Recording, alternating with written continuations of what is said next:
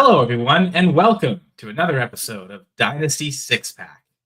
We are smack dab in the middle of rookie draft season, so tonight is all about rookie drafts. We're going to fly through a few, maybe not fly through quickly, we like to talk in detail, but without further ado, here's the intro video.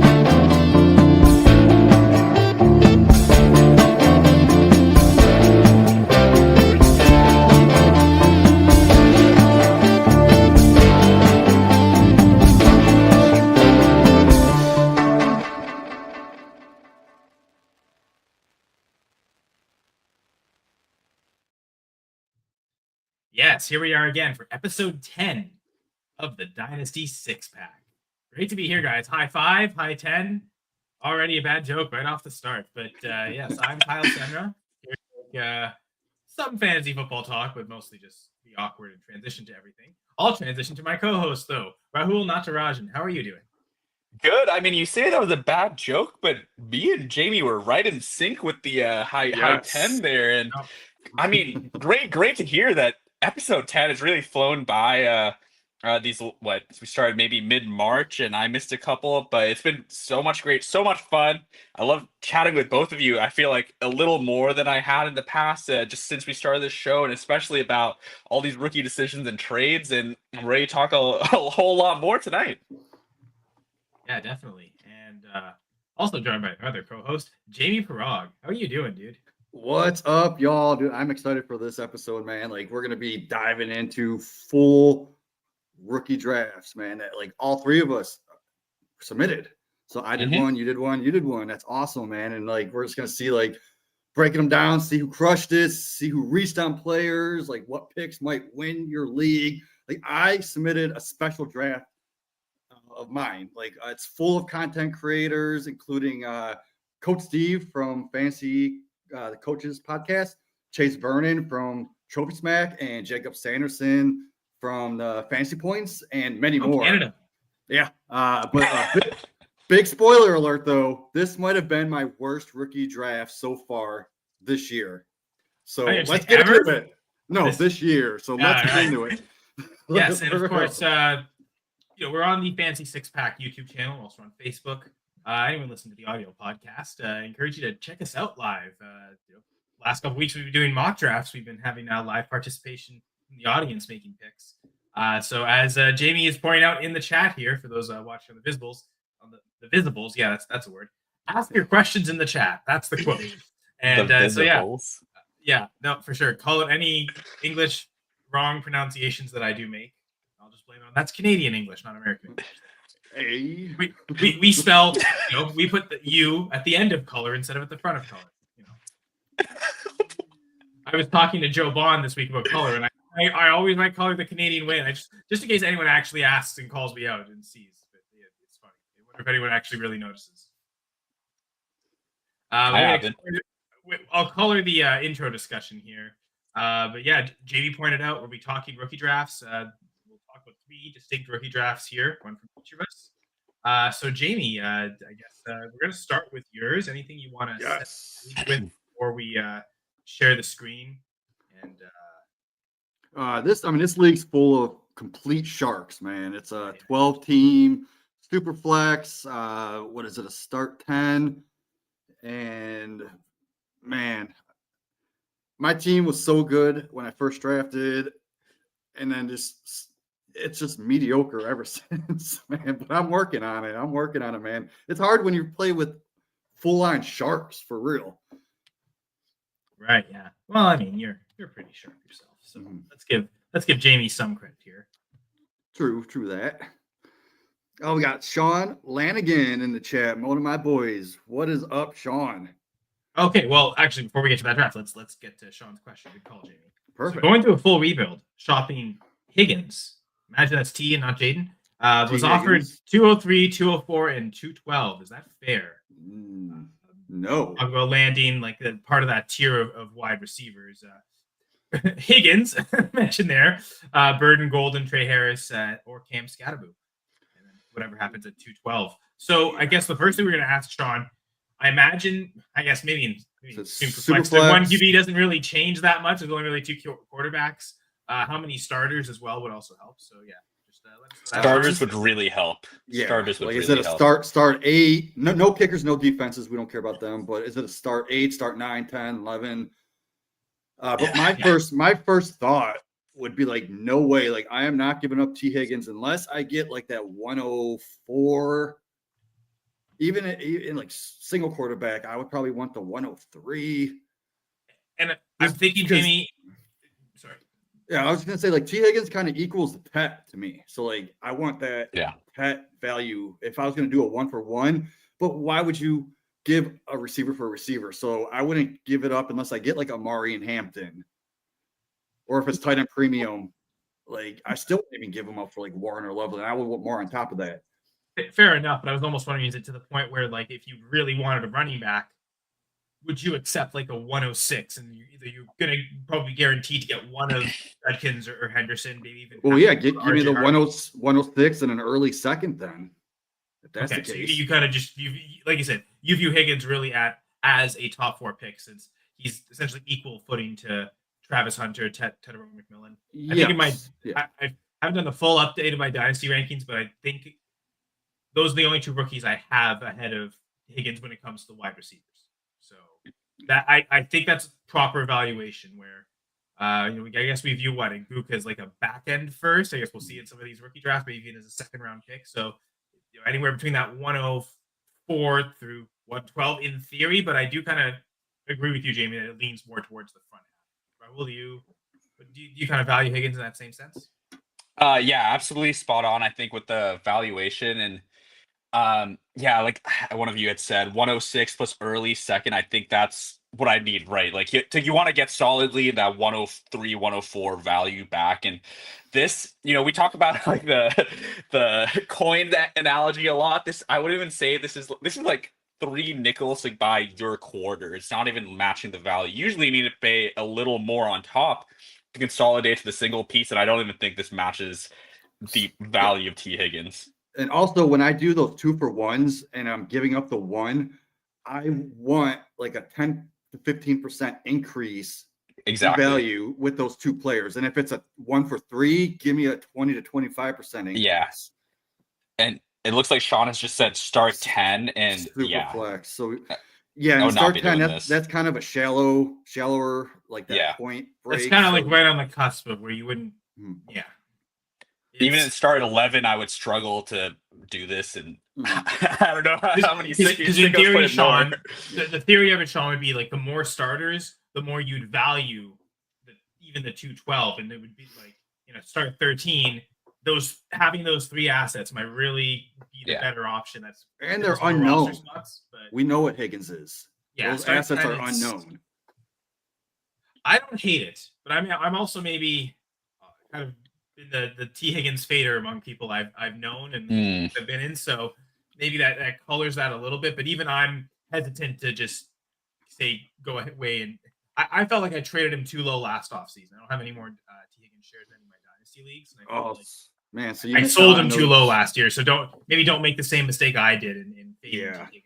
That would be my guess. So I like Higgins, man. You got those 30, 40-point games once in a while. It's like, geez, give me that all day. You have like that, untapped upside. If something were to ever happen to Jamar Chase, like T. Higgins is weekly, like you'd probably rank him in a top 5 wide receiver, like week in, week out without Jamar Chase. And I mean, I guess even just to flip it back on you, Kyle, like take aside your T. Higgins evaluation, would 203, 204, 212 make you part with the 104 or the 105 in your league?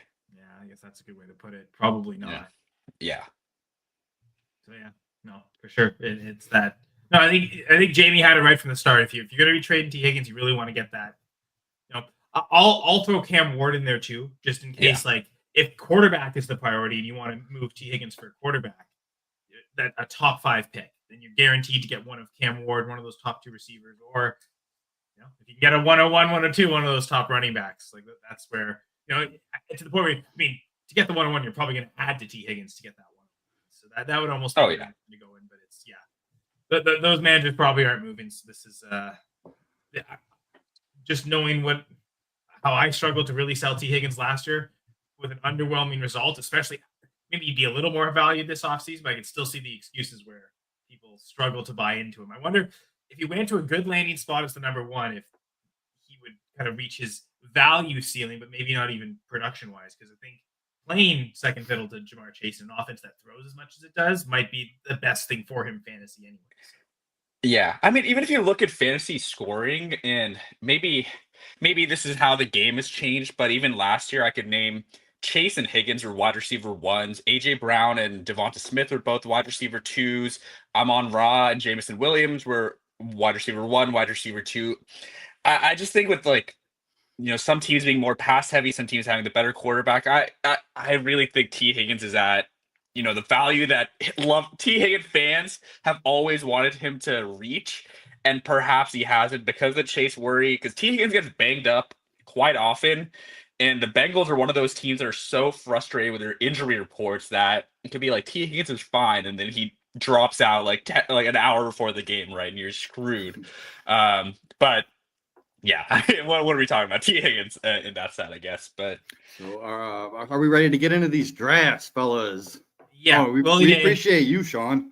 Yeah, for sure. Appreciate the comments. Keep chiming in throughout, whether it's Sean or anyone else watching this. And every Wednesday at 9:30, man, tune on in, ask your question. Yeah, check us out here again on the Dynasty Six Pack YouTube. Be sure to subscribe and if you like the video, comment as well. We'll get back to the comments after the fact too. So especially make sure to do that. But yes, let's get to rookie drafts. So rookie draft number one here. I'm hesitant to go any bigger zoomed in because then we won't be able to see the whole board. But yes, I'll try to read through this as best we can. So Jamie, you submitted this league. It's a 12-team start 10 super flex PPR league and a tight end premium where tight ends get 1.5 per reception. So a half point premium. Yes. Yeah. On the full PPR that every other player gets.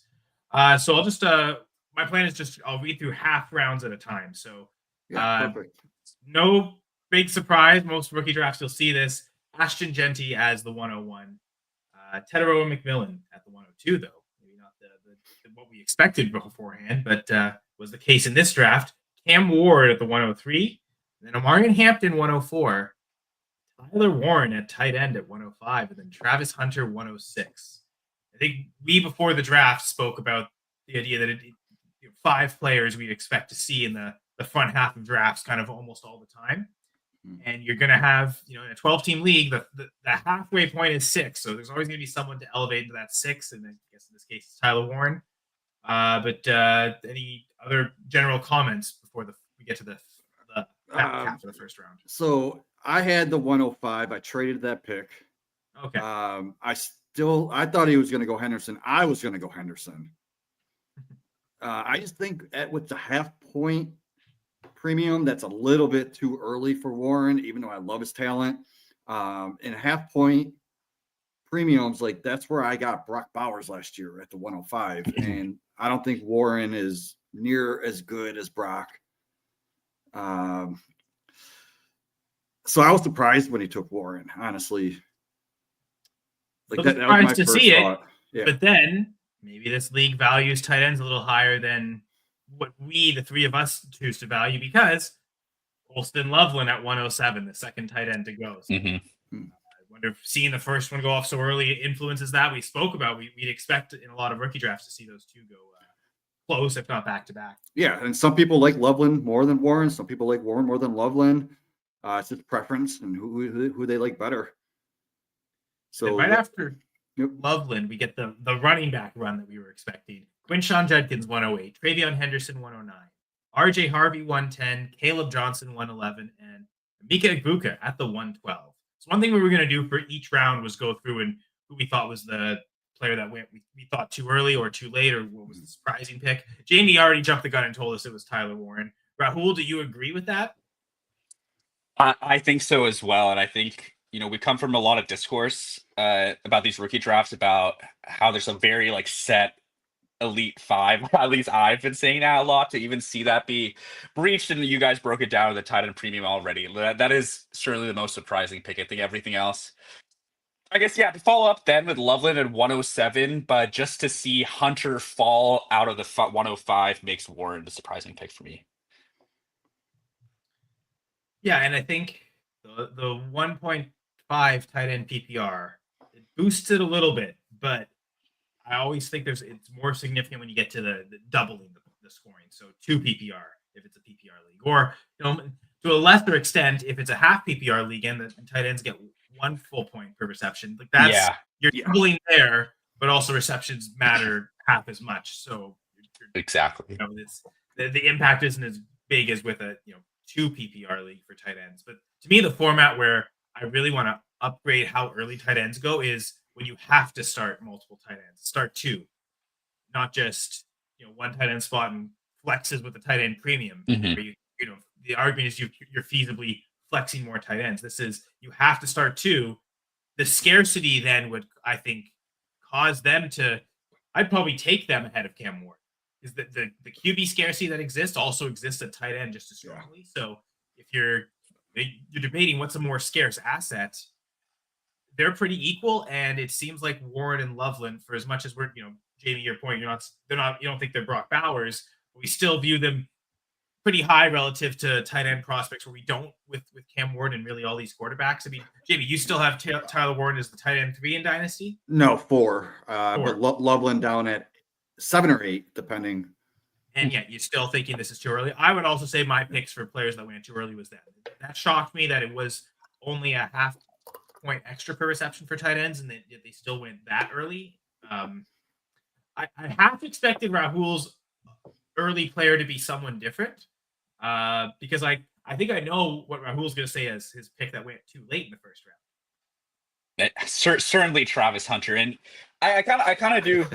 You're right, Kyle. But I think I've come to terms with 2 through 5, including Hunter in that 5, as being a very fluid tier. Like, if anything, even though I did have Travis Hunter as my wide receiver 1 pre-draft, if anything, sharing the stage with Brian Thomas has made me, open to the fact that Tet it's 1A, 1B. It's a fluid situation. I wouldn't mind taking Tet over Hunter in the right spot to even get exposure to both of them. So I do actually kind of want to ask Jamie about this league and how the people in that league, was there any concern about Hunter? Is there still a concern he's not going to be a full-time offensive player? Like, could there be a reason? No, they're all sharp.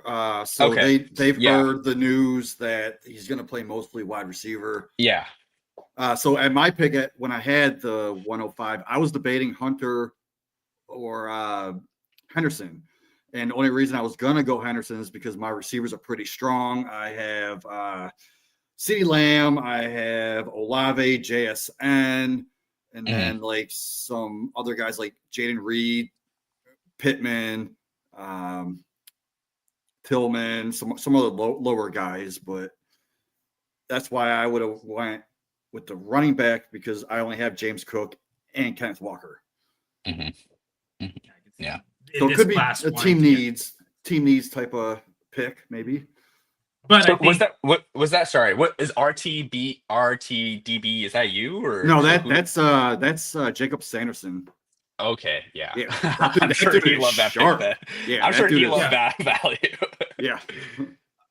I was gonna say, Sean put up this comment. I think because he's a wide receiver 2 on his team, he is undervalued in the fantasy community. It's well timed now, because I'm pretty sure he was talking about T. Higgins, but I wonder, does that also apply to Travis Hunter? Exactly right. And the stats that I shared about AJ Brown, Devonta Smith, Amon-Ra Jamo, and then previous years we've seen Tyreek and Waddle both finish top 7 wide receivers, right? I don't think that should be. It's a credible reason, but I don't think it should be discouraging people from drafting him. I think it was 2017 with the Rams. We saw 3 of them inside the top 20, maybe even the top 15, with Robert Woods, Brandon Cooks, and Cooper Kupp. So we've definitely seen offenses where it can be very conducive. Into the point of the Bengals, there's a lot of pass attempts that could do that. We've seen the Jags have teams with heavy pass attempts since Lawrence has been there too. So it's also the type of offense where Hunter can still feast as a wide receiver 2 on his team. I mean, I know Ray Garvin was listening to some of his podcasts.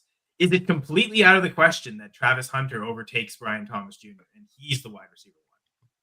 For PPR, no, it's not. It's not. It's a possibility that isn't talked about enough. And I think I'll give credit to Ray for putting himself out there to kind of say like this could be something that happens. I mean, he was a second overall pick for a reason.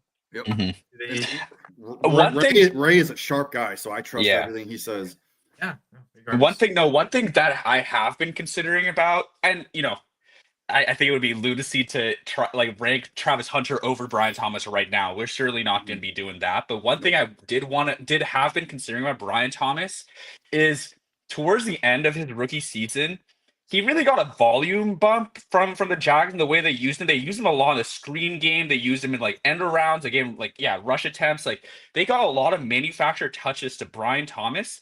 Now, Liam Cohen coming in, that seems great because he excelled in the screen game last year with the Bucks. But one thing now is Travis Hunter is devastating, especially in the short area, the screen game. And I wonder if that's where Brian Thomas is used a little less in that aspect, and that 10 target games that we were seeing towards the end of the season, that goes down a little more 7.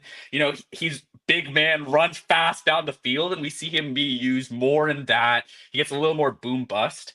So I definitely could see that possibility.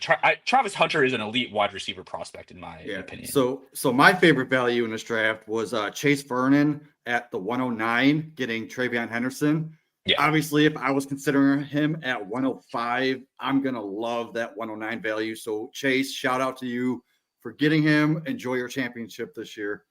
You deserve it. Already calling it just for Travion Henderson. Amazing. I was thinking Henderson or Harvey, just having those running backs go there.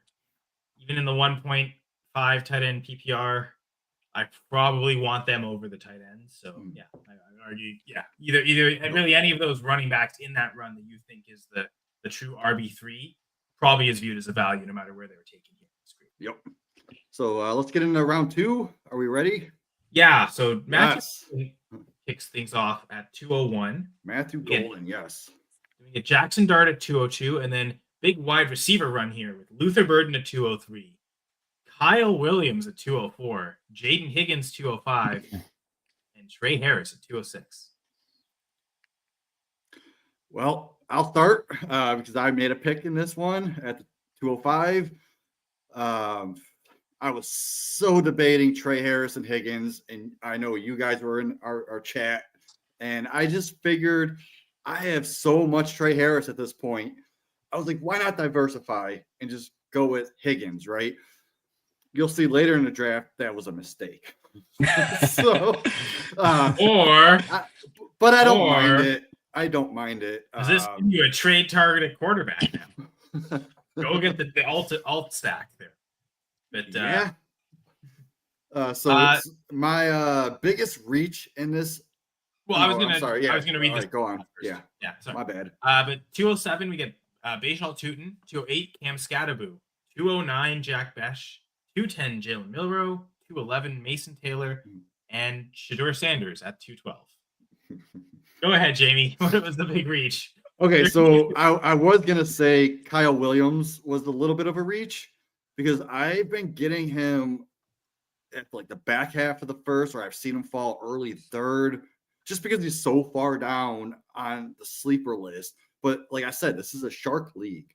People know these things, but taking Kyle Williams over Higgins and Trey Harris, just to me, I don't see the value there. I think that was a big reach. But then I saw Shedeur Sanders, and I'm like, oh, I wouldn't even take him in the 4th round. Screw that. Yeah.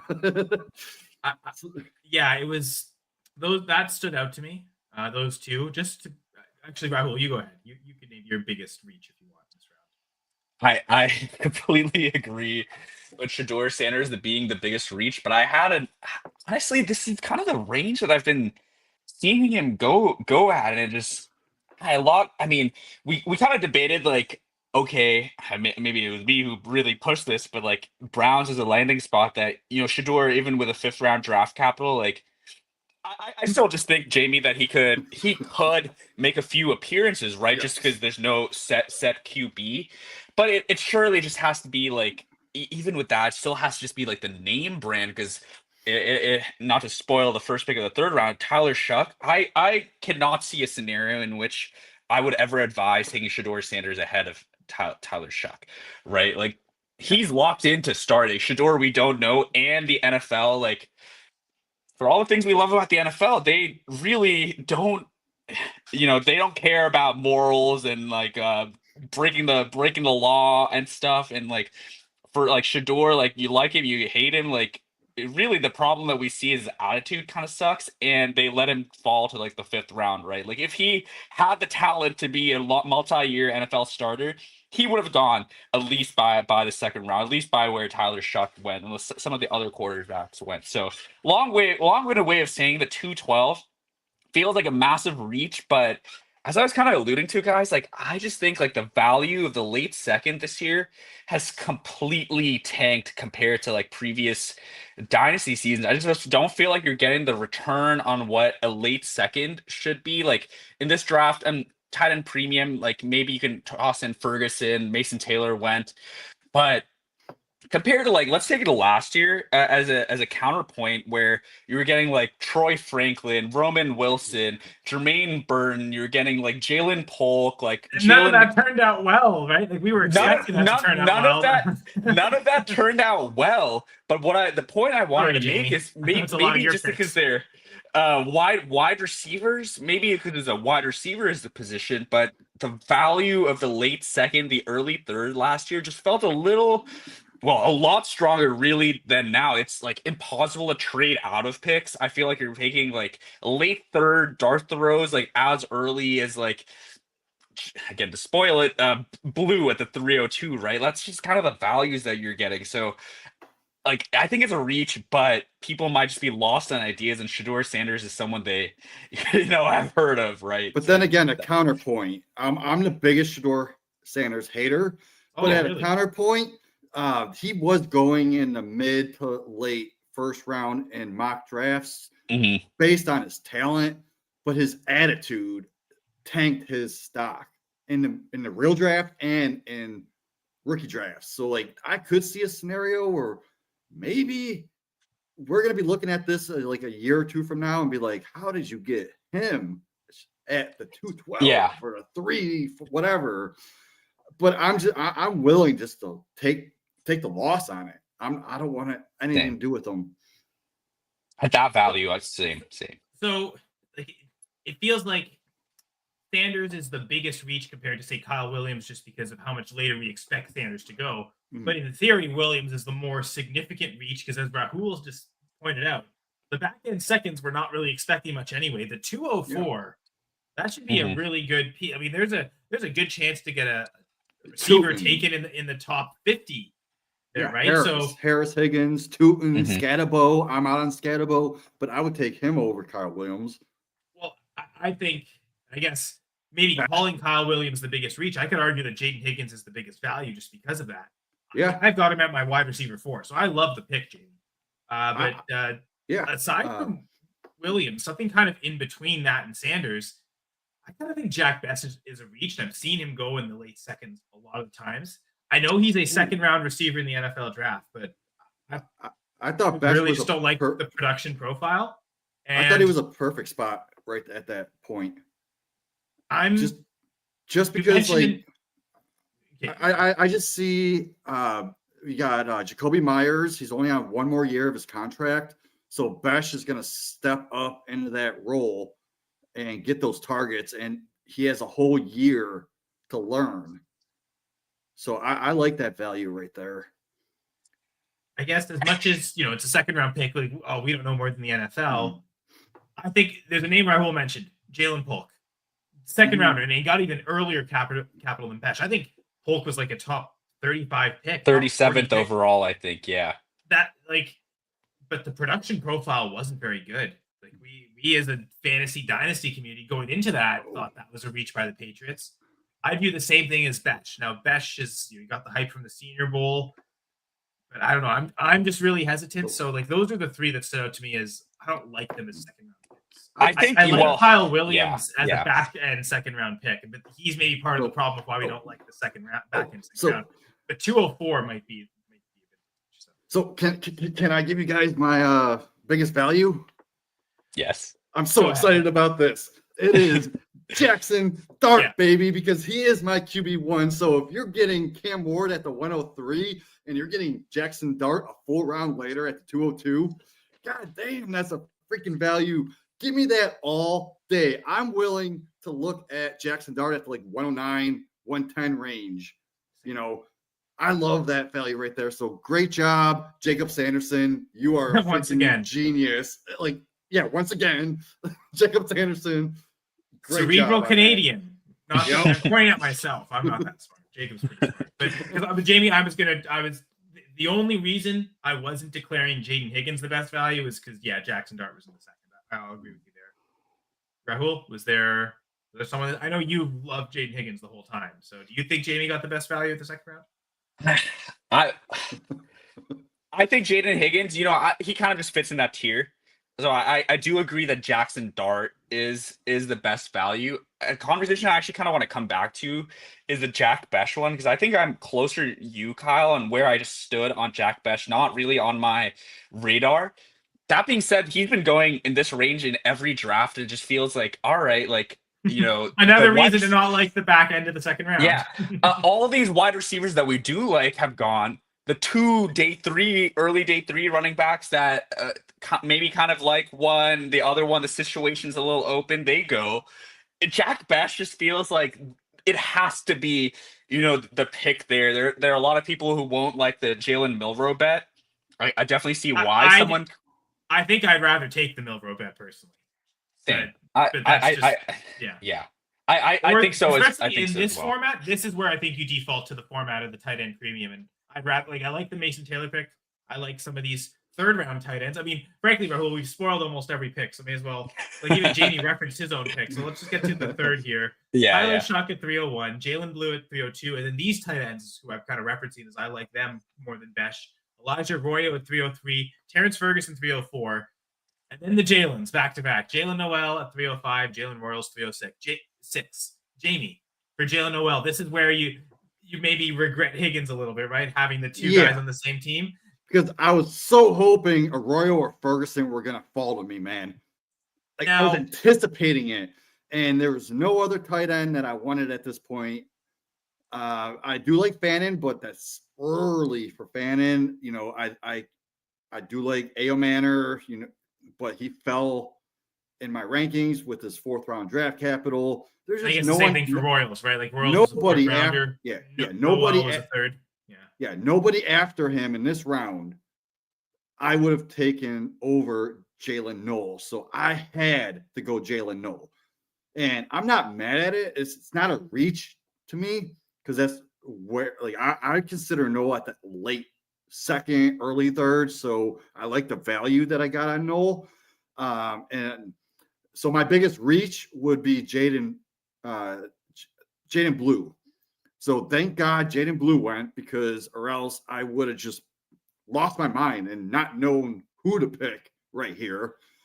It's funny, Jamie. I actually have Jalen Noel ahead of Jack Besh in my rankings. So I think he that's kind of, to me, that's the range Besh should be going. So you think Noel was a great value, and so do I. I do think Noel was a great value. Not necessarily. I just think Jack Besh is going too early. I guess that's more my point. This feels like where he should go. But I guess now that you've got this, again, my point is, who are your quarterbacks? So I got Dak Prescott, who I love this year as a riser, especially with Pickens there. Patrick Mahomes, Joe Flacco, and then Kirk Cousins, Mac Jones, and Trey Lance. You tear down from Mahomes to Stroud? Is there temptation there for this? I would love. I mean, they're in the same tier for me. Right, yeah, you're higher on Stroud. I'd explore that trade, Jamie. Try and just because now if you've committed to these two receivers, stack them with Stroud, right? Like you've kind of drafted yourself based on value into the situation. You get even more value by going from Mahomes to Stroud. That would be my one. That'd be the first thought I made. You're a genius. I hope my league mates aren't listening. I did share this in the chat, so because the other one is Prescott, but like at this point with Prescott's age, how much are you adding onto Prescott to get to Stroud? There might, in fact, Prescott might outscore Stroud, so like it feels like it's more worth it to go for Mahomes. Well, the thing is, like, my one. I only had Dak. I traded my 105. And I guess I guess we'll get to that in a little bit. We'll get to Jamie, that. right? All right. So I only had Dak. Anyway, so for the back half of the third round, Alec Ailmanor 307, Harold Fannin at 308, the other tight end in this top six, the last tight end taken in this draft, actually. I think we like that cutoff, right? These are the 6 tight ends worth drafting, whatever order they're going to go when they go in. Yeah. Ollie Gordon at 309, Dylan Sampson 310, Devin Neal at 311. Love that band, love that that back. Yep, love that running back. same. And then Will Howard at 312. So, okay, so Jamie, you said Jaden Blue, was your pick that was too early. Yes, way reach. I'm blue, da da da da da da. I know I'm a good slinger. I hope we don't get flagged for that. Yeah, it was such a people wouldn't even know the difference. Yeah, amazing. Rahul, do you have a pick that you think was too early in this third round? I think I agree with that, but not to keep harping on it, guys. I really just don't like any. I don't want to be on the board on the clock anywhere around these ranges. Can I just say my favorite pick, Kyle? You'll love this one. Yeah, Devin Neal at the 311. That's the only guy I really would love to get on the clock and pick. I did so in a league earlier today where I set the 403 and a 26 fourth to move up to the 309, and I took Devin Neal, and that just filled me with so much joy. Wow, I did something similar today. I traded and Jamie would have saw this. He's in that league with me. The 404 and a 26 fourth to get to the 401 to take Devin Neal. Yeah. Oh, nice. Right. And I see that. Great trade. I took, and you're not going to like this part of it, Jamie, but I had a late third, and I took like Ailmanor over Neal. I was debating That's the one I wanted. Yeah. And then, yeah. Oh, right. Yeah, the Jonathan Brooks. Yes. Yeah, I'm not interested in Jonathan Brooks at all. I'd much rather have the Devin Neal pick there, or Alec Ailmanor. But anyway, yeah. I was thinking Blue should be in that range, like. And I think I'd agree with Jamie that he's the reach here too, in that I view him in the same tier as I do Devin Neal and Dylan Sampson. So he should have been. And I think those guys went in the right range at the end of the third, but Blue just a little bit earlier, because I mean I'd take those tight ends in the second round, Royal or Ferguson. I mean I'm sticking with it. Ferguson's my tight end 3. We did that episode before the draft, and I revealed that there, and I love the landing spot in the Rams. I love his RAS score. So I think he's probably the best value here in the third round, because like Jackson Dart in the second round, we thought he should be a first rounder. I think Ferguson should be a back end second. Yeah, Ferguson to me right here is the best value in this draft, because I would consider him at that 212 over Sanders, or I would. Definitely consider. There's no way that they should be. Yeah. No. I mean, I consider Ferguson over Milroe. I was talking about how much I like Milroe. I would consider Sanders over Taylor. Like Taylor and Ferguson back to back for me, man. For sure. No, I wholeheartedly agree with that. So for the fourth round, we got Isaac Tesla at the 401, Dylan Gabriel at the 402, Jarquez Hunter 403, Pat Bryant right at 404, Taj Brooks at 405, and Jordan James at 406. I was thinking Paul Bryant for some reason. So that's too far back. These are all flyers anyway, right? Yeah, you pick your position of need. Yeah, you want. I was and you got Taj Brooks. I got Taj Brooks. I was gonna go. I like going the position. I like going running back at this spot. Whatever running back you think has the best chance at value increase. So there's no tight end I really want to draft. It's probably past the range of wide receivers you want to draft. So is there a quarterback you like? If not, just whoever's your highest rated running back. I mean, I would have went Will Howard probably if he fell. But at this point, like I was anticipating either debating Jarquez Hunter and holding him for a year for when Kyron leaves, or Taj Brooks, but Hunter went 2 spots ahead. So I'm like, I'll go Taj Brooks because I think he can get 40% of the snaps with the Cincinnati Bengals, and that'll take away from Chase Brown. But even 35 to 40% of snaps, that can get you 10, 11 points, maybe 1 week. So why not take a shot on him? 407, Isaiah Bond. 408, DJ Giddens. 409, Brashad Smith. 410, Quinn Ewers, the last quarterback here. And then Woody Marks at 411. And finally, Tez Johnson at the 412. I'm just going to easily say I don't think there's anyone that's a screaming value. Like all these guys felt like they belong in the fourth round. I agree. I would argue the best 6 picks are the 6 running backs. Like those seem to be the smartest picks. I still have a soft spot for Dylan Gabriel though, but man, it's kind of an ugly situation. So So at the end of the draft, I'm sorry, what? It's kind of an ugly situation in Cleveland, but when is it not, Jamie? Exactly. The past 20 years, we're like, whatever. That's why I'm a Raiders fan now. Raiders. But anyway, at the end of the draft, I was like, there's like so many people I still want on my team, right? So I blew all my fab, 100% of my fab. So I have no fab left the rest of the year. That's how I play it. That's how I to play be it. honest, like at a certain point in the fourth round, does it make sense to just trade out for future fourths? Just straight up, it does. I'll sell any of these fourth round picks for a 26th fourth, and then maybe get the same player we're going to target with fab. Yeah, exactly. So I ended up getting Gaston at tight end, Trevor Etienne. I got Torrey Horton. Yep. And that's my guy. Yes. Since I have Rochon on this team, I put a bid on not my nung guy. But Monica? Yeah. But I already ran out of space. Some guy bid 9, I bid 13, but I didn't get him because I ran out of space. Well, there you go. Too many players. This is not a problem to have. And then that's in spite of the fact that Jamie did make this trade. We talked about the 105 and consolidating. So it's funny that Sean brought a T. Higgins trade. Yeah. Jamie has one yes. too. Selling that 105 pick that ended up being Tyler Warren and selling T. Higgins for Patrick Mahomes, which is, again, back to the conversation, how you got Mahomes. So imagine you go even further and could turn this into CJ Stroud. That would be quite the value gainer if you could have turned the 105 and Higgins into Stroud and multiple really good assets.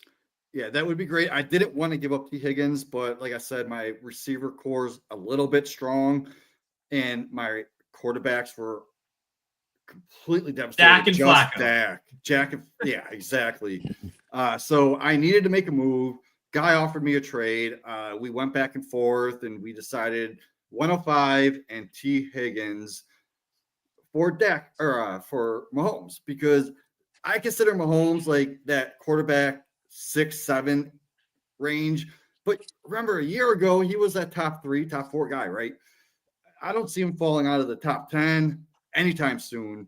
So I needed to get that player. He does have rushing upside here and there. He does have the reps on his side. So I was like, why not? Like I would have liked more of a rusher, like a Drake May type guy for cheaper, but I couldn't get it. I'll settle for Mahomes. But to that point, even if it's not Stroud, you can always, from Mahomes, tear down and gain that extra value, right? Like what you felt like you maybe gave up too much in this trade, you can gain back by getting a close enough quarterback. Honestly don't even think I gave up that much, because like T. Higgins is what wide receiver at the most, wide receiver 16, 17. And then you have Henderson, who I consider my running back like 7. So running back 7 and wide receiver 16, that kind of does equal quarterback 6, quarterback 7. It's so hard to access quarterbacks, especially like to make this trade without a quarterback and to get one. That's tough to do. So I'm always in favor of doing that, right? Like going after the best asset. Right? Rahul, how often do we talk? If the trade's close, what's the absolute best asset? Yeah. It's probably better off just getting that side. But it's so tough to get quarterbacks, and having Mahomes now allows you to get the quarterbacks you might have been targeting. And again, if they're, maybe you even add to Mahomes to tier up into the top 5. But if you don't want to do that, you can get, again, the Drake May, CJ Stroud that you really wanted. You can gain extra value and kind of build the whole depth of your team. And you're more well-rounded for the fact that you have a quarterback. It's a lot harder to gain those quarterbacks as opposed to Higgins. Like you can trade for a T-level Higgins receiver. It's going to cost you, but like they're attainable. Some people just won't even sell their quarterbacks. Yep. So let's move on to the next draft, because I'm interested to see what you guys did. Yeah, so this is Rahul's league here. So all we're right. talking about a 10-team, start 10, Superflex, half PPR. So Ashton Genty, once again, 101. And interesting enough, had Roland McMillan as the 102. But this time, Marion Hampton, 103, Travis Hunter, 104, and Cam Ward, 105. It's like cut the 10-team chalk. Top 5. Chalk. Yeah. That's how you expect it. In theory, you would think a 12-team league, you're more likely to see Ward go earlier. Yeah. 10-team league with less quarterback scarcity, but having less teams, you're more likely to see him fall to the 105, perhaps even further. So it makes sense that of the 3 leagues we're going to be exploring, Jamie's being the 12-team Superflex is the one where Cam Ward went here. Yeah. Back into the first, it's Quinshawn Judkins 106, Travion Henderson 107, Tyler Warren 108, RJ Harvey 109, and Caleb Johnson 110. Yeah. So RJ Harvey here was my pick at the 109. I'd love to share just a little bit of context. Sorry, lost the finals, but at least you got to the finals. I unfortunately lost in the finals en route to what would have been back-to-back. I lost by 2 points because Amon Ra caught a touchdown in the last game of the fantasy season and then didn't have a catch for the entire fourth quarter, and I lost to another guy that's also named Rahul that we have a great rivalry with. The namesake derby is what we call it. It's a great rivalry. Anyway, lost 109, took RJ Harvey here, which I really do like. The pick that I didn't like was Tyler Warren in what is a league with no tight end premium and is half PPR. Tyler Warren just ahead of those running backs, ahead of a lot of the wide receivers. I was not a fan of the pick. I think everything else is extremely chalk in this draft. First round at least. Yeah, I mean, and we just compare it to, we just saw him go in the 105. Seeing him 108, maybe it's easier to stomach, but then again, how much further ahead than Loveland, who didn't even go in this round? Yeah. Going back-to-back drafts where Warren is the too early pick, is that going to be the theme of every draft? We just Tyler Warren's going too early. Jamie, do you agree?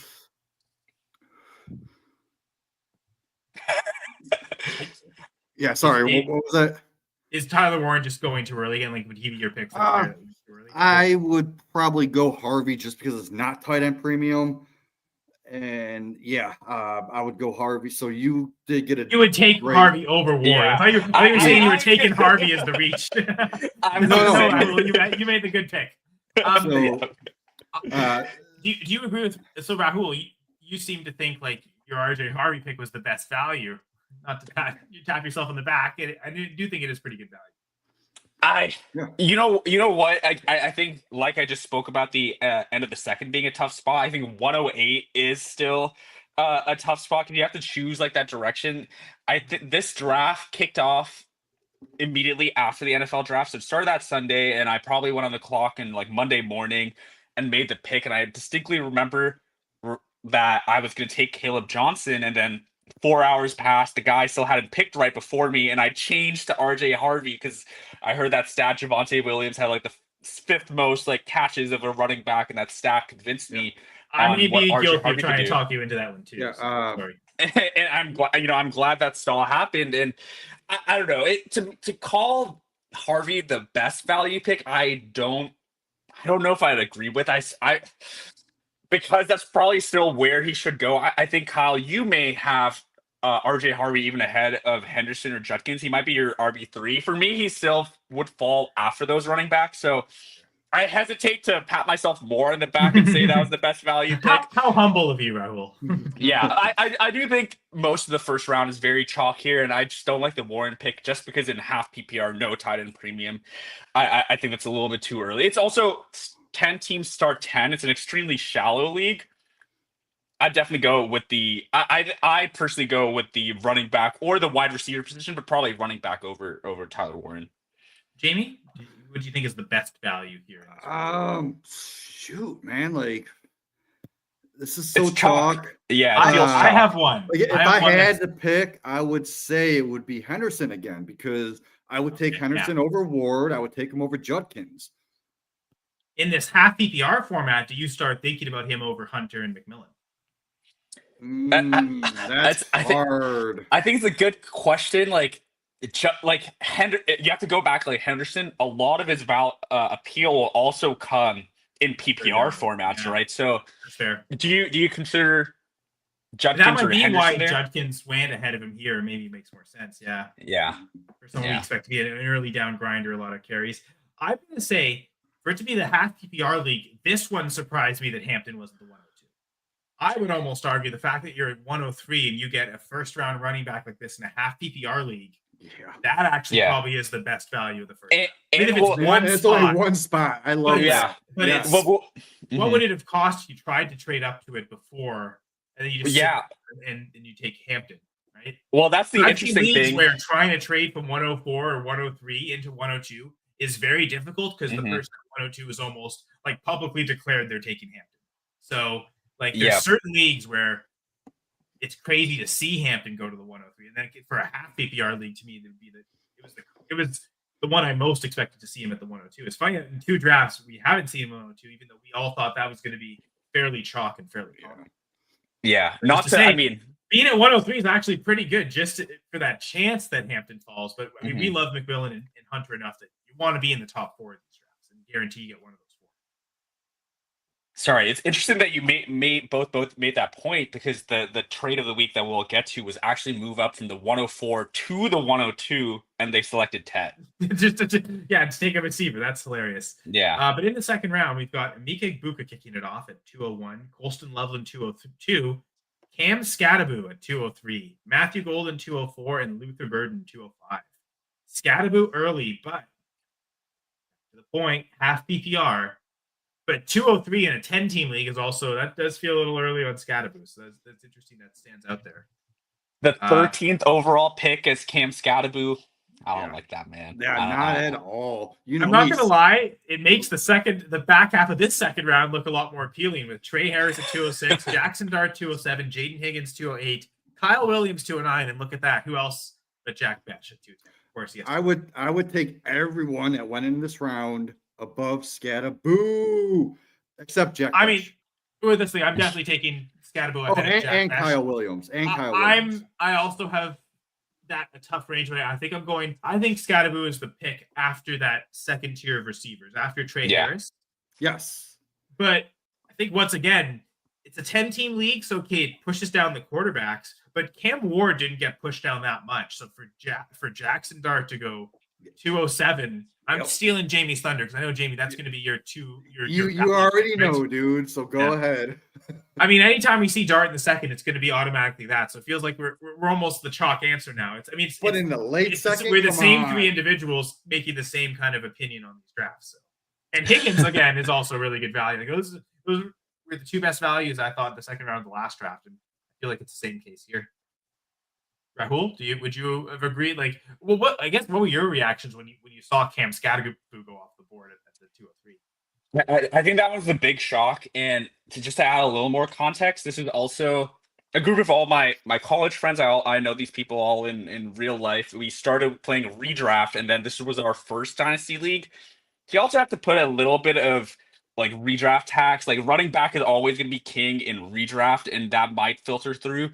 I think it doubly surprised me because this team was the one that got Hampton, and then to follow up with Scadaboo was like that was a shock, because again, I wouldn't really say this is like a screaming value, and especially like this player went 13th overall in the last draft we looked at. It's only 14th overall here, but to get Matthew Golden, I think at the 204, at that time I was like, that's a great value pick to sit and let the first round receiver just like fall into your lap because of the Scadaboo pick. So I think everything else again felt chalk. Like Jackson Dart just had to tax him a little bit because it's a 10-team league, so the quarterback gets a little bit devalued. So Matthew Golden was really the one that, to see him at the 204, I thought was the best value as the draft was happening. Now, in defense of Scadaboo, this manager clearly played the format. This is a running back draft this year. I'm taking Hampton. Like that crazy good value that fell to him. Does he kind of say, okay, I got better value than I should have for Hampton, so I can reach on Scadaboo, and then the total value spent doesn't feel like there's that much of a disparity. Like in this format, I'd rather go for my RB7 than the wide receiver 4, just because it's half PPR. From that perspective, I can see the team building value in this league. Running back is the way to go. So I can defend them there. And again, I'm someone who I was the highest on Scadaboo before the draft. So I can see the appeal of him as a mid-second round pick. And then it still does feel early. Like even in this half PPR format, I think I bank on the deep threat ability of Golden or even Higgins and Trey Harris. Like these guys could be boom bust receivers with big yardage, big touchdowns. Those are the ones that aren't as hurt by the half PPR format is like the possession type receivers. So because you're dealing with a lot of those type of potential boom bust receivers, I think I still want to go with them over Scatterboo, but I can understand just if you think value of positions to go with the running backs does make sense. Yeah, I think that's a great point that you make, Kyle. And sorry, just to throw this one in here, I think Scatterboo is like one of those players that, I mean, almost in a Shador Sanders kind of way. Scatterboo, to the average person who's not like really tuned into rookie evaluation, like prospect evaluation, probably saw Cam Scatterboo tear it up in the college in the football playoffs, and that might have also just had a little bit more appeal for why he was pushed out. Because to think of go ahead. Yeah, you have to consider he almost had 300 carries, 1,700 yards, 25 touchdowns, 45 catches, and 600 receiving yards. So I can see Scatterboo, but like to me, he's so chaotic that I don't know if I could take a chance on him that early over a Golden, a Harris, a Dart, and a Higgins. I would actually take him over Burden, though. Yeah, I kind of saw that going. But I think, like, from Scatterboo to Golden, to Rahul's point of why Golden's such a value, you're taking a 4th-round running back over a 1st-round wide receiver. Exactly. Draft capital. Exactly. That's where it gets tough to push that. But if Scatterboo hits, god dang, like he's in such a good situation too in that offense where Dable can just elevate him.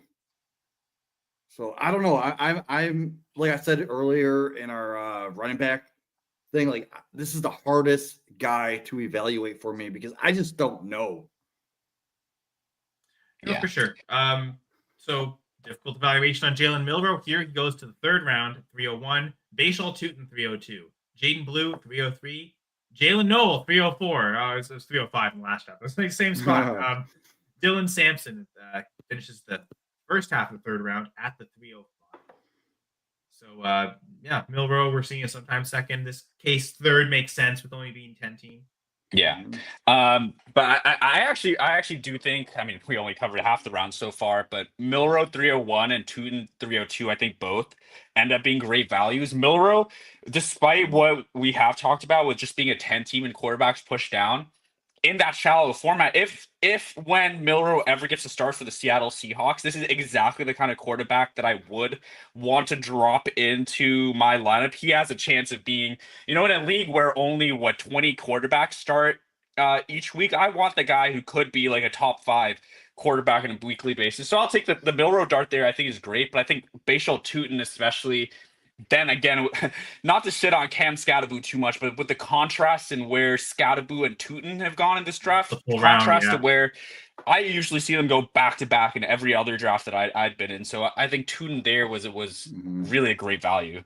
I really just feel value. Like it's just Scatterboo's too early and Tootin's just a little too late. Like they should be kind of converging in the middle. Yeah. But back to the middle of the 3rd round, we get Jalen Royals at 306, Alec Aomanor 307. Pair of tight ends with Terrence Ferguson, 308. Love seeing him go as the tight end 3. And then Mason Taylor immediately after, 309. And the arch form to the 3rd round. Start with a quarterback, end here with Tyler Shug. So my favorite value in this draft are those tight ends, Ferguson and Taylor. Even in a 10-team league, I'm still going to consider them at the end of the 2nd round because you don't want to pass up on either of these guys. Pick one or the other, get both of them. I don't care, man. I love that value, but I do agree with Rahul Tootin. Man, like I said, that Super Freak song pops into my head every time I see him run. Like he's a very freaky guy. Like, come on, man. I love I do like that bass line, but yeah. For our baseline value, though, Tyler Shuck. I mean, you're getting a potential starting quarterback this year at the 310 of a Superflex draft, like the 30th overall pick of a Superflex.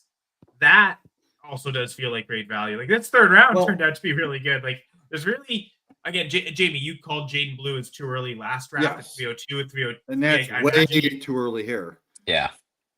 I mean, I think I do want to point out one thing. So Milroe in the 1st pick, Shuck with the last pick. I love that because what did I say? Milroe, if you're in a rebuild, go take Milroe. If you're a win now, go take Shuck.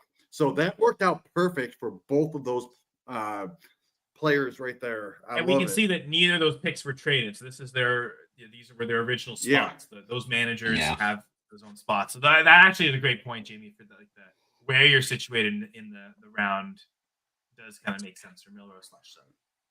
Now, I'm not opposed to a contender taking Milrow, just in that you've got a strong team, so you don't necessarily need Milrow. Yep. If he develops and becomes something, it's like extra gravy points. But like if you were close to contending anyway, you're probably pretty good. But then that's probably requiring you spend your late second. And if he could turn into for Milrow, if he could turn into Jalen Hurts 2.0, because that's how we viewed Hurts back in the day, man. Like I remember before Hurts blew up, someone sold Hurts for a 3rd round pick in a Superflex league. Crazy. Yeah. So, Jalen Hurts hate another Alabama quarterback like Milrow. I just want to say that person was me. Oh, okay. I'm sure everyone's guilty of that. I think you know what? And those of us who didn't, it's probably because we just didn't draft Hurts, even though he was a really good value in rookie drafts that year. Right? So maybe don't make that mistake again and take Milrow. To the point of Jaden Blue being too early, I'd also say Dylan Sampson. Again, maybe this is like just seeing him go 3 picks later than Bashal Tootin seems weird, but again, that also just showing that Tootin went too late. Yeah. Well, the only people that I would take over Sampson would be Ferguson, Taylor, and Shuck. Which is more than half of the players in this round that went after him. And also one person that went a 4 round later. We'll get to him. These guys, these picks suck. I don't want all my drafts are. I've made all my rookie picks at this point, but this part of the draft sucks, guys. Exposure should be low. And I'm in where I've got the 408, 49, and 410. I'm ending out the draft with the final 3 picks, so we'll see how that goes. We'll see who's left. That could be. But I think if anything, that's like okay for me because like I don't mind who falls to me at that point. I don't want to be the person that like is on the clock and chooses to take Dylan Sampson just because like should be targeting running back here. But that bet is the same as like any other bet you could have made. Same guy that picks. 310, 305 here is the same as 410 in this round here. But to be fair, it is the 3rd round, middle of the 3rd round. If he could turn into a Jerome Ford when Nick Chubb got hurt, now he could be Jerome Ford if Quinshon Judkins gets hurt. So that's a top 10 running back right there. But he also plays on what could be one of the league's worst offenses, right? But so was I was going to say Ford. Bottom 10 offense, but that's almost too generous. Jerome Ford was also in a bottom 2 offense, like literally the bottom 2 offense. But he still put up numbers. No, that's true. But Dylan Sampson, I think and I know the Browns have actually said they kind of envision a pass catching role for Dylan Sampson, but he didn't really do that in college. I think. Oh, he's an underrated pass catcher. But he like him. Like that. Honestly, but I do think it's still a projection to say that like he could take up the role that Jerome Ford had when he came in on Nick Chubb, that gruesome injury, and Jerome Ford had some huge games, explosive runs. Dylan Sampson can do that, but he also got like peppered with targets, especially when Joe Flacco then came into the offense. But which is the type of offense we're expecting. Also, imagine if Shedeur Sanders, who can't even throw 5 yards on the field, he's gonna pepper the guy that's 5 yards in front of him, and that's gonna be Dylan Sampson. That could be true. And like if I was in this range, if I was at the Dylan Sampson pick or even at the Jaden Blue pick, I almost would have wanted to hit Devin Neal, and that would have felt like such a gross reach for where I've been seeing Devin Neal go. But that's like the only guy I would really like to call my shot on in this range, and otherwise they're just like replaceable, right? I'm looking at the team rather than the player after a certain point for these running backs. I just don't see how Ferguson and Taylor fell when Sampson went at that pick. I guess that's I do. I guess with a quarterback discussion, maybe you guys think differently, and maybe I should be thinking differently. But again, I think tight end, like it's just like not as scarce when there's only 10 teams. Like a lot of these teams, I probably have one of the worst tight end rooms in this league because I only have David Njoku, Mark Andrews and Cade Otton, I probably have one of the wow. worst tight end leagues. Yeah. You need to take a spot in my book because I sent you guys screenshots. I have 5 or 6 tight ends in my taxi squad. Yeah. And they end up being like a Tucker Kraft, a Brenton Strange, Theo Johnson, shout out Canadians. Yeah. I did be every week starters, but if they get that stretch where they become startable viable assets, it's worth it. Especially if it's like just picking them up off waivers after a rookie draft. Yeah. Now, it's funny. I wasn't going to get into this discussion today, but I actually view it the opposite when it comes to tight end with the scarcity and if you have to start 2 tight ends, that's a totally different equation.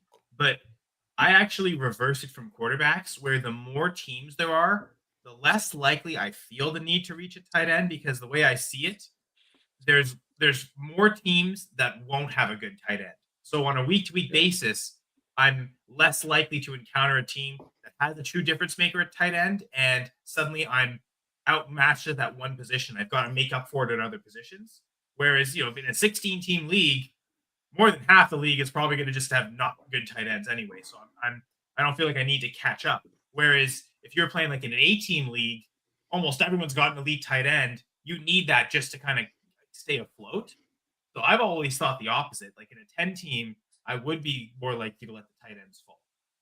So again, back to the format of half PPR, I guess I can kind of see why Dylan Sampson. Yeah. I think it's just that running back in particular. Like a running back makes sense back to Devin Neal.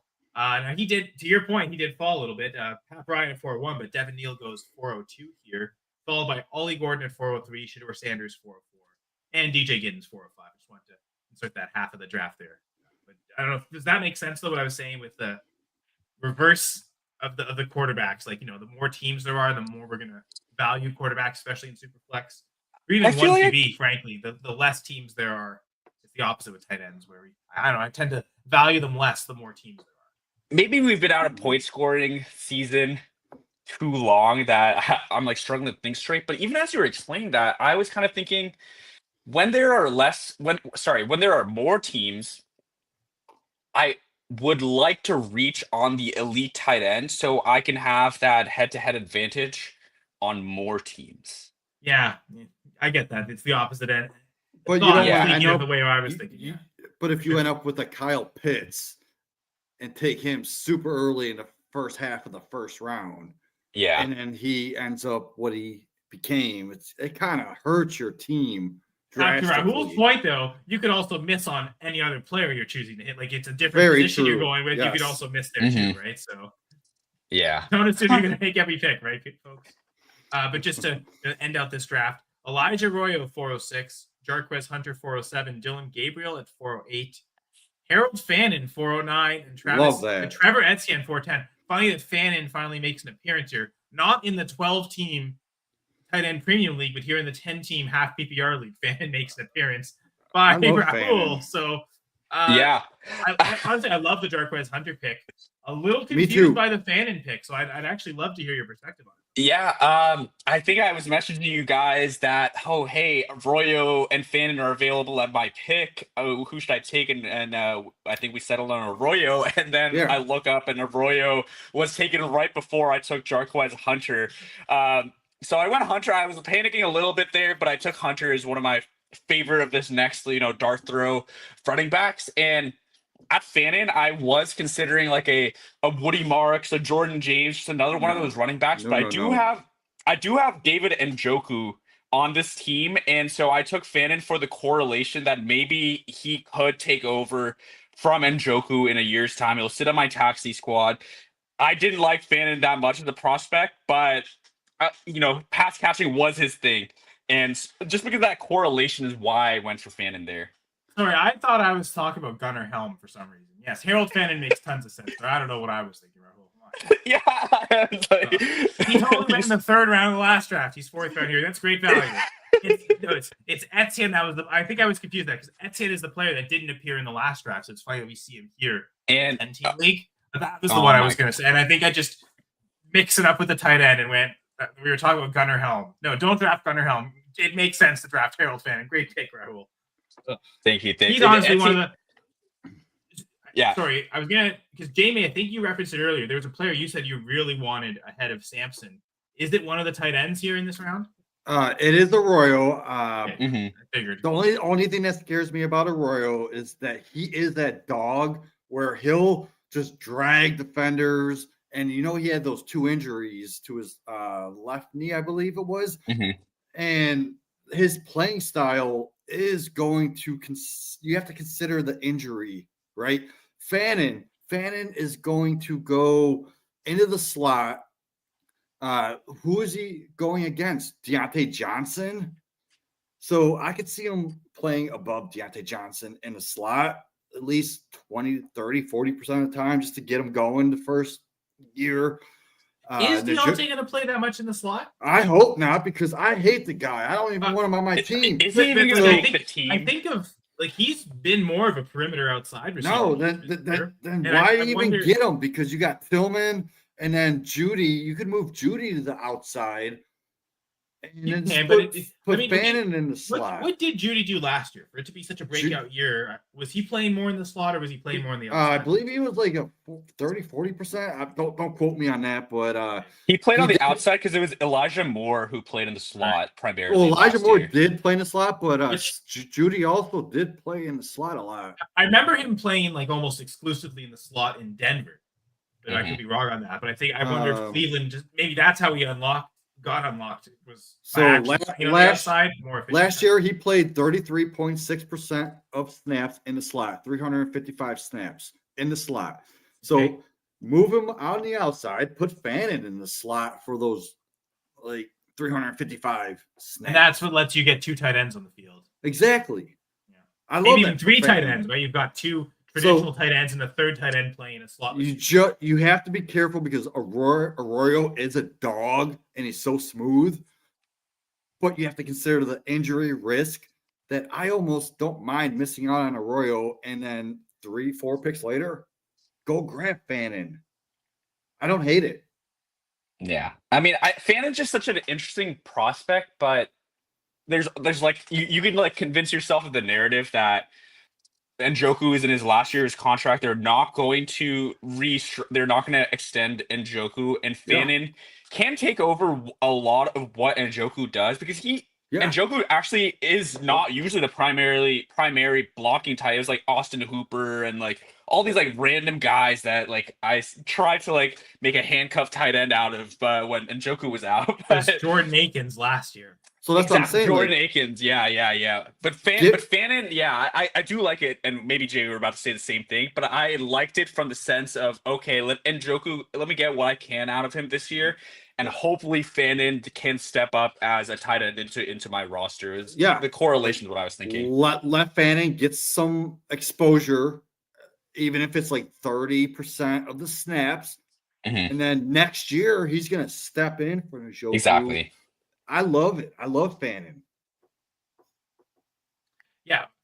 Is there any point talking about like reaches or values in this round? Because again, I think the 4th round these are kind of the players we expect to see. I think Arroyo is a value, man, because he could be the 3rd best tight end if he stays healthy.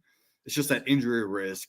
Other than that, you're still going to say Shedeur Sanders went too early, even though it's like 404 in this one. Yeah, I would take Arroyo over Sanders. I would take Fannin over Sanders. The point I would make about the Shedeur Sanders team here is they took Shedeur, obviously.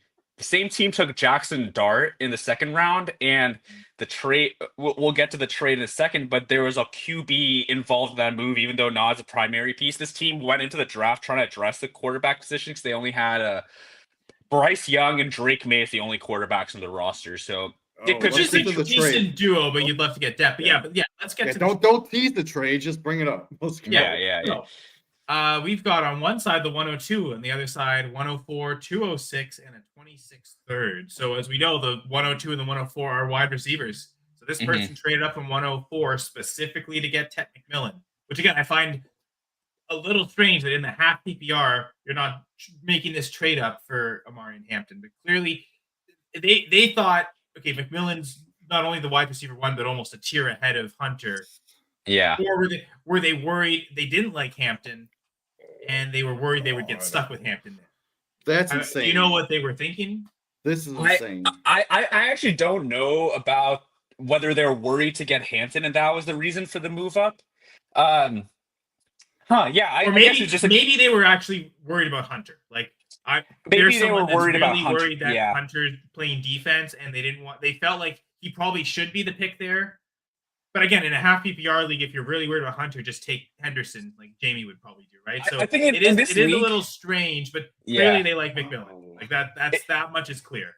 What I would say about this league though is Hampton was not going to get past the 103 who was a Chargers fan.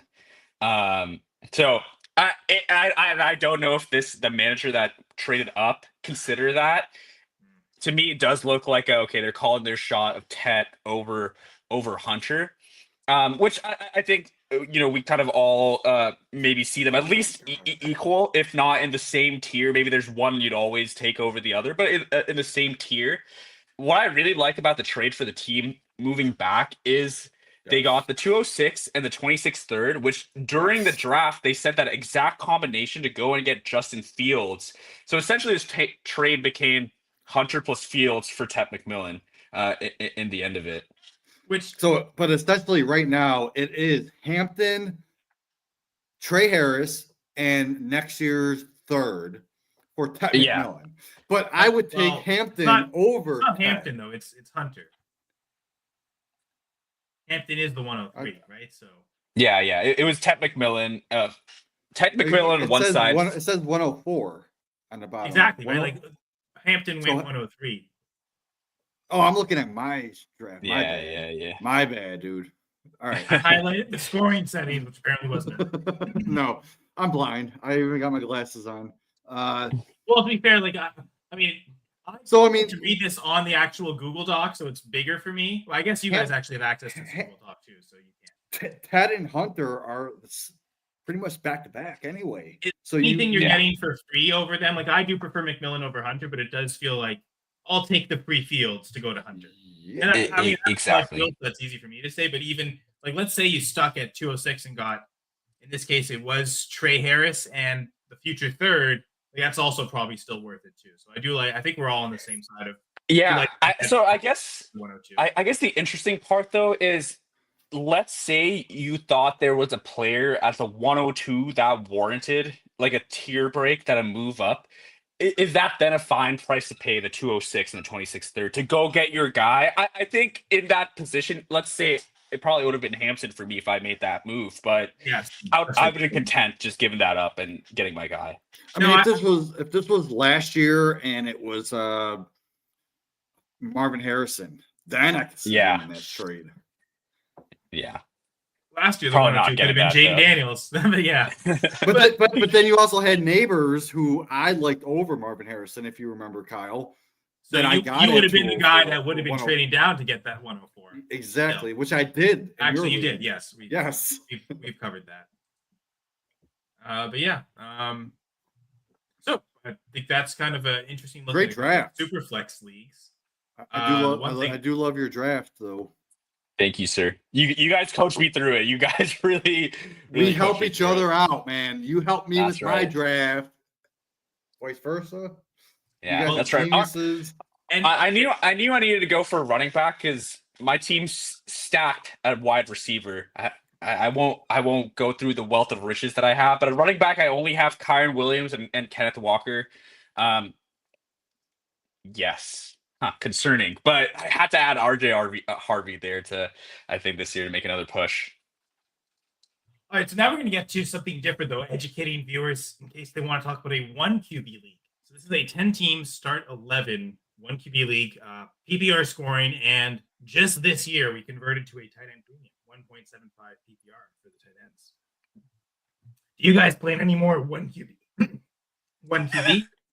I'm in like two 1 QB leagues, and that's it.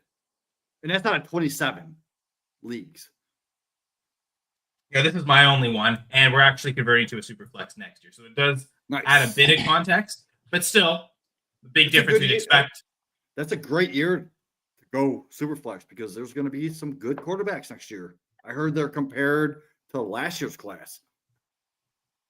I mean, I think it's hard pressed to see what we saw in last year's class. 6 top 12 QBs, and so far, I mean, McCarthy's the only one who hasn't played, but they all look like they're producing. I think we probably shouldn't compare classes to the 2023 QB class. Like, it just feels like that's almost like a once in a lifetime type class to see what we saw.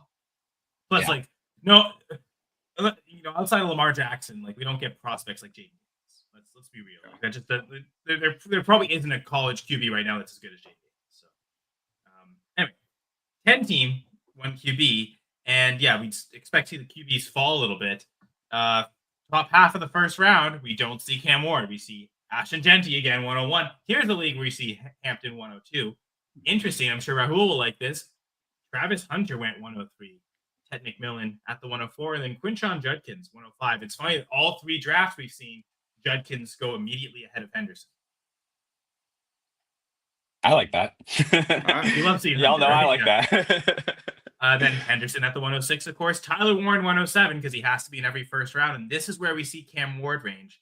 108, RJ Harvey, 109, Caleb Johnson, 110. The caveat is that's the same team making those 3 picks, 108, 109, 110. So in theory, you could consider Ward to be like that last pick of the first round. So here's my theory on this. If you're going to wait a whole year to become a super flex, why would you take Cam Ward above my number 1 quarterback in the class that you got, spoiler, 3rd round, when you have to wait a year anyway to start him?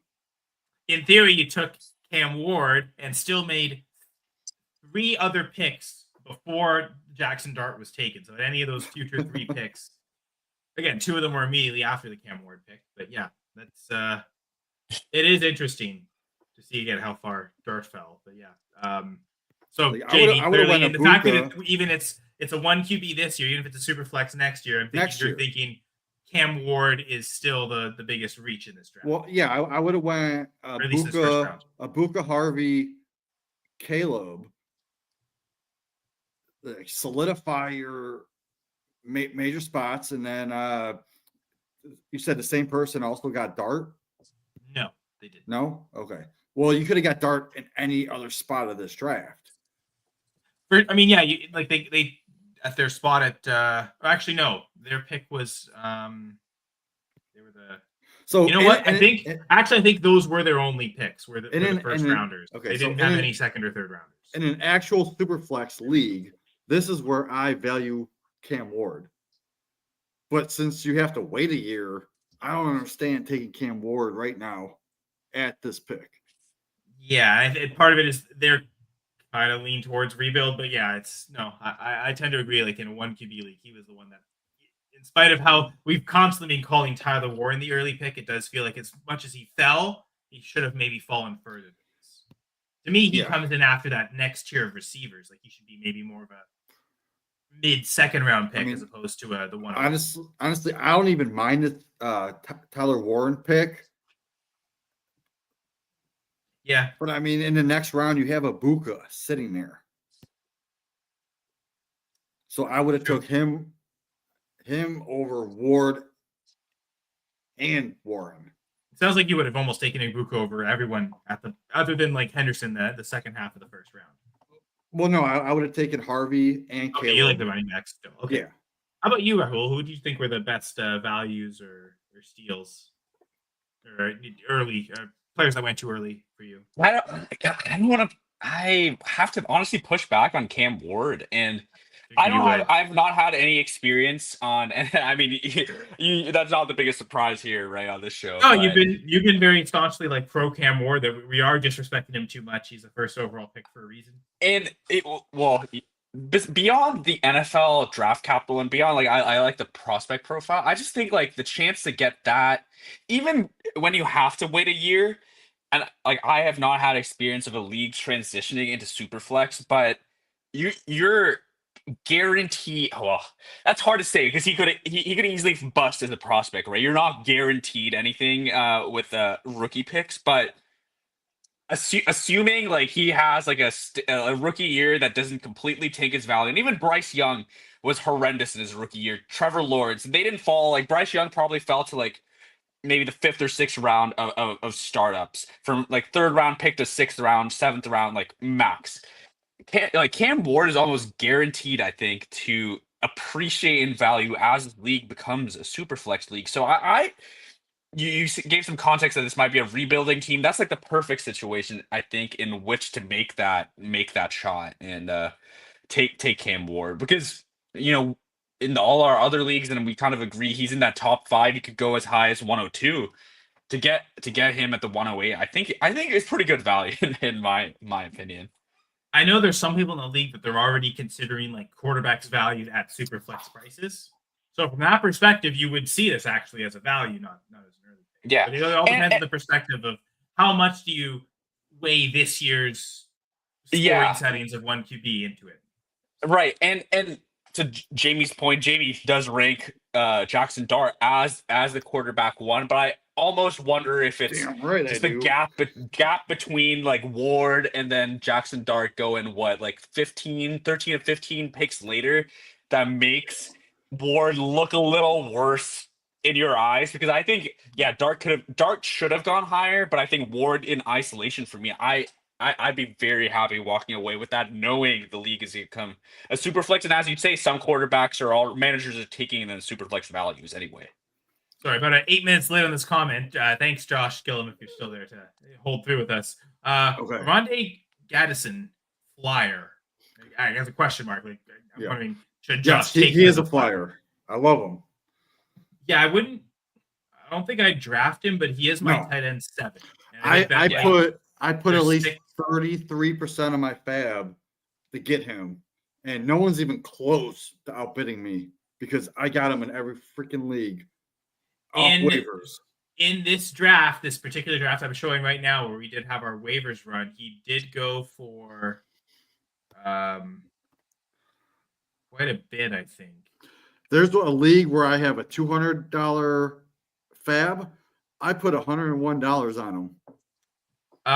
He only went for $5 in this league, actually. Well, I think the bid below me was like 20. So but I don't even care. The context here is this league's also only 3 rounds. So like there were better players that were on the waivers than we'd expect. So there was only 5 tight ends drafted in this one. So you still had Harold Fannin go undrafted, right? So that those guys were shoot, really? Yeah, again, only 3 rounds, right? Rounds. And just a 10-team league, so there's only 30 picks. So yeah, there's gonna be players we'd expect to be drafted that ended up not being drafted. So that was a bit of context there. Another rookie draft where Kyle Williams went undrafted. But yeah, Josh, assuming like more conventional size league, super flex, 12-team, 4 rounds. Mm-hmm. And yeah, Gaddison probably makes it through the draft. Going, as Jamie said, on waivers, spending 20%, even 30% of your budget to get him might be worth it in that. And also go after Helm. Helm, if you can't get Gaston, go after Helm. And put here's someone that you probably need to spend like $1 or $2 in fab, and you probably guarantee get him. Thomas Fedone from the Giants. He was a 7th round pick, but he has a 9.49 RAS. He is actually, I have him ranked ahead of Gunnar. Why didn't you tell me about him? Why are you holding out on me, dude?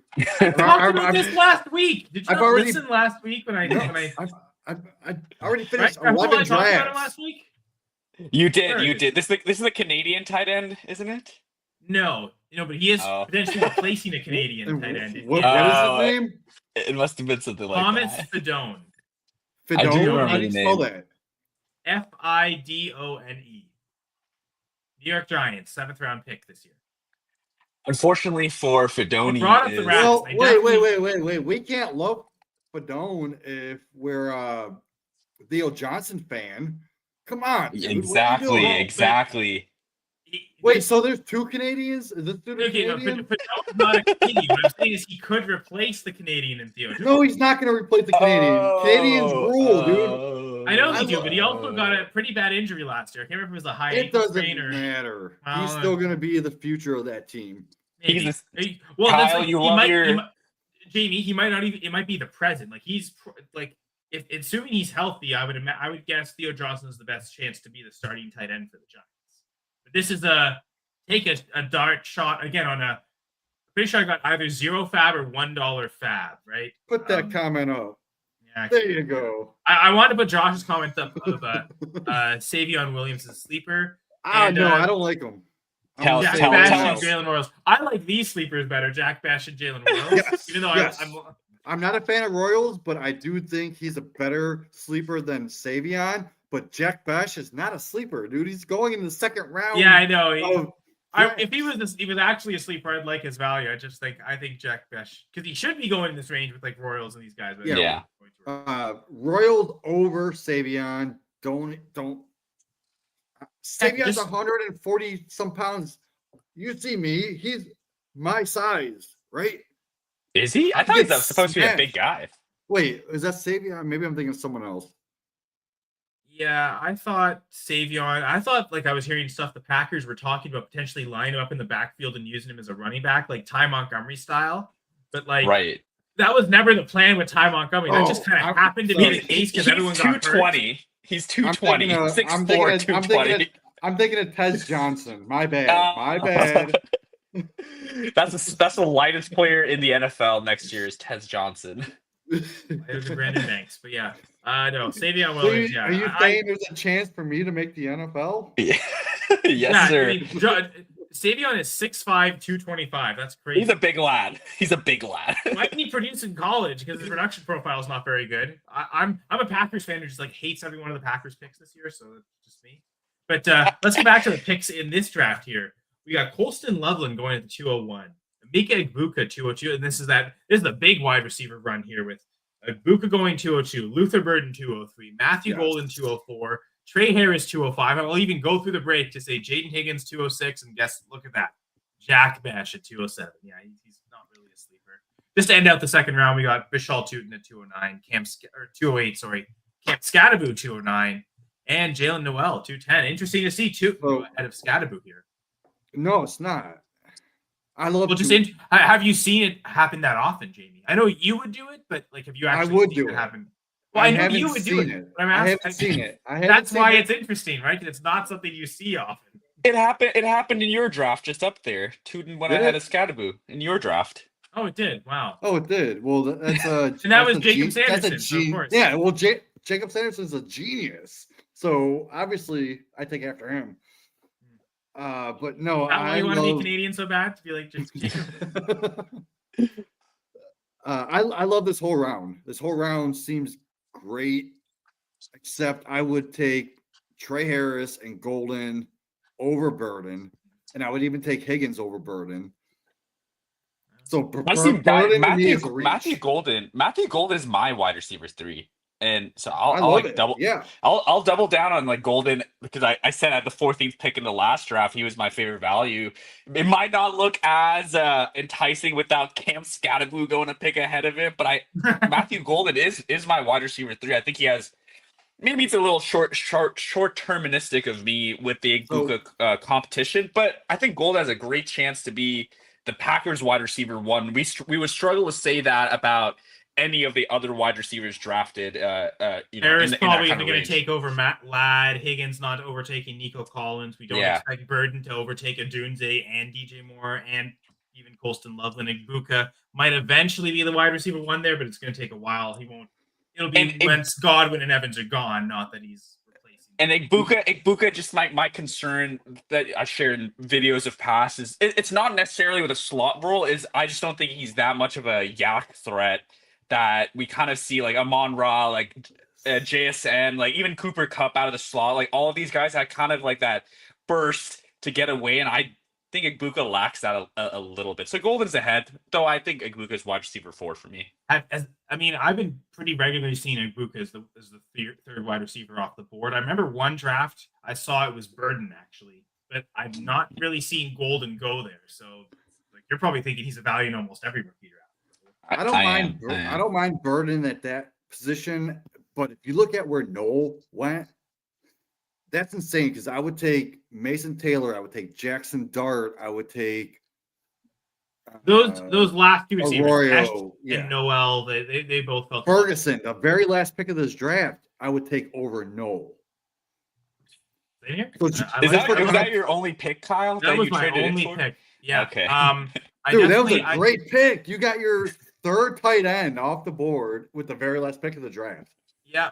And I traded everything else away. And that wasn't even, and that's not, I was not the 310. Like I did not, and actually this league is a lottery. So just because you win the league doesn't mean you get the 310. Akili won the league and he won the lottery. So not only did he win the league, he ended up picking from the 5 slot, but he had traded away all his picks. So it didn't really matter. That's awesome. The non-playoff teams, it's actually a bracket and you have to play for your pick. Yeah. I love that. I love that, man. If you're the worst team, you're only guaranteed the 104. You are not guaranteed the 101. But then again, if you're in the playoffs, you're also like, okay, you're losing the first round. You're like, I lost in the first round and I wasn't the 105 or 6. I was in the 7 slot. So I'm pretty sure last year I lost in the first round and I was in the 9 slot.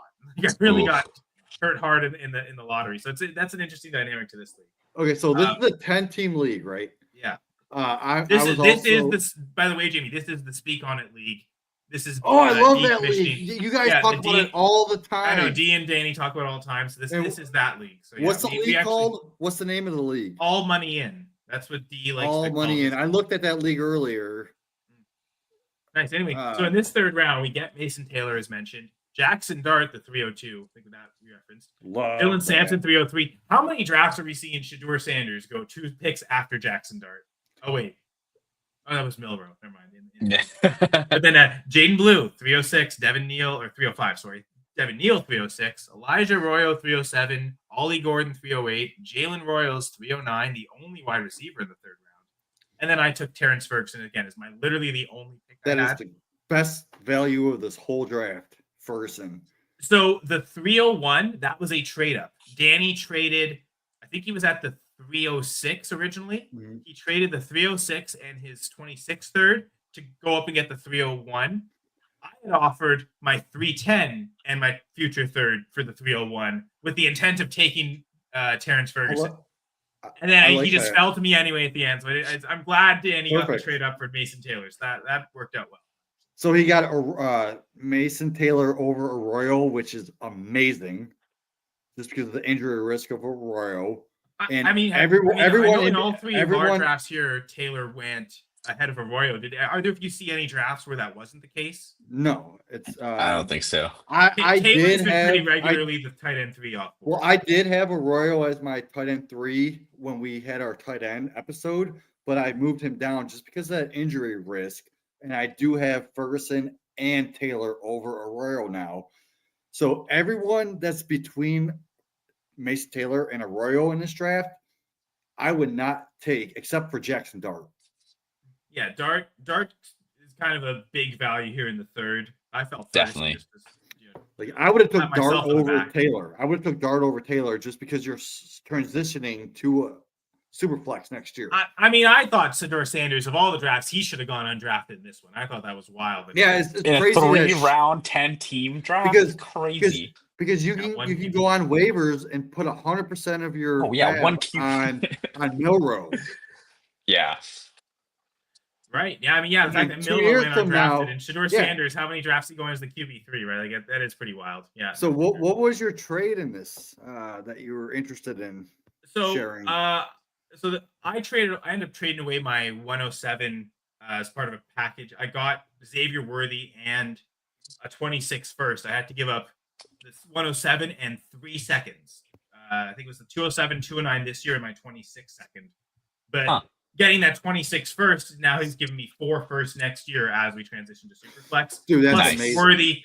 I'd rather have Worthy than the 107, which in this case turned out to be Tyler Warren. But I also made this trade like several weeks before the draft, so I had no idea who was going to be at 107. I would have taken Warren. I would have taken a running back personally. So I could have counted that as RJ Harvey. I think I'd still probably take Xavier Worthy. But that's not the trade I want to feature, though. Okay. But I just want to kind of give context as why I only had the 310. Like I was trading away stuff. So a lot of trades that did happen, like you see in the first round, there are picks traded. A lot of those trades happened before the draft. So the first pick to happen during the draft was this one. Pretty simple. A 1-spot trade up. The 110 for the 201 and a 26 third. But interesting, who was the target? That again was that manager who not only had the 104 and took Tet McMillan, but also had Cam Ward, RJ Harvey, and then wanted that third consecutive pick. So gave up a future third to move up one spot to get Caleb Johnson. That's and then crazy to Achille, me. who was sitting there originally, was at the 110 debating Loveland or Ibuka, traded down and still had to make the decision anyway because neither got taken. So yeah. 110 for 201 and 26 third. So you think that one spot move up was worth a 26 third? Not in this league. No, not in this league. Because the 10 team, that third can easily be a guy like a Devin Neal, Arroyo, Taylor in 26. Plus, it's super flex. So next year is going to be a good quarterback class. So you're going to see 3 quarterbacks go next year in the first round. So that's going to push other talent down. And but also, I think it's also like that pick might get traded away before the draft anyway, right? Like, does that give you an extra asset to help compete this year too? So you also think possibly.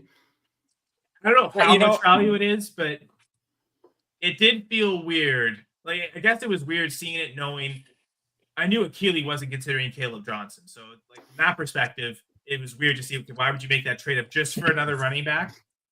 But I guess they clearly like Caleb Johnson way more than Loveland, way more than Ibuka, whereas I kind of view those guys in a similar tier. So to me, it seemed strange just to give that up to move up, but it's also, you're not necessarily giving up a ton. You're not giving up a ton to where if I wanted Caleb Johnson specifically, or any XYZ, whoever they had taken at 110, 26th third is not going to make me think twice about like jumping that spot. You could say know your league a little better, know values, like take best player available, but to part with a 26th third, I'm not too pressed about it. I think the idea is, okay, I'm trading up for this third round running back when there's a first round tight end who was taken 10th overall, and then a top 20 wide receiver that you're kind of debating to trade away from. It just seems strange, but it's also, again, it's not too much. You're Maybe not they wanted a 5th-year option, Kyle, on Caleb Johnson. So this is not an RSO league. It's not a salary cap contract with a 5th-year option. You'll find out about that. Thanks for joining again, Rahul. Hey Kyle, I'm looking at your Ferguson pick. Yeah. I'm in a draft. I have the 410, very last pick of the draft. 310, I picked Ferguson. I thought that was a big fall because I was trying to trade up to the 301 to get Ferguson. Like I was, yeah. I can relate. And he fell to me to the 310, right? But then at 401, 402, 403, 404, and 405, I was trying to get Jalen Noel, who went a full round ahead, right? The guy, no one would accept my trade. So after the guy picked Noel, I got in his DMs and I had a conversation with him and we came up with a trade. I gave up Amari Cooper, Deontay Johnson, and Antonio Gibson for Jalen Noel. How awesome is that? Good for you. And now they've got to go and cut 2 extra players to exactly. You just opened 2 extra spots to pick up waivers after like two extra rookies, really. That you win. All right, so Jamie's pretty happy there. I'm a trade god. Jake from State Farm apparently needs our help here. Oh, let's look. He wants to ensure that he makes the right decision here. So it's a Dynasty single QB with Jared Goff, Sam Darnold, and Michael Penix at 501. Single QB draft with 5th round picks are wild. By the way, you take Milrow.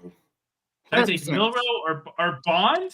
100% Milrow. Did Isaiah Bond even get drafted by like an NFL team?